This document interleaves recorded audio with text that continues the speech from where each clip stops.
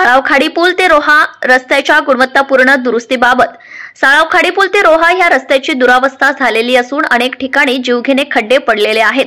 त्यामुळे नागरिकांच्या जीवितास आणि वाहनास धोका निर्माण झालेला आहे। या रस्त्याची त्वरित दुरुस्ती करण्याबाबत माननीय जिल्हाधिकारी सार्वजनिक बांधकाम विभागाला भाजपचे दिलीप भोईर उर्फ छोटम शेठ यांनी निवेदन सादर केले।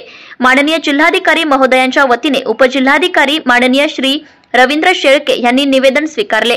पुढील 2 दिवसात या समस्येचे निराकरण न केल्यास स्वतःच्या खर्चाने रस्त्याच्या दुरुस्तीचे काम करण्यात येणार असल्याबाबत प्रशासनाला सूचित करण्यात आलेले आहे।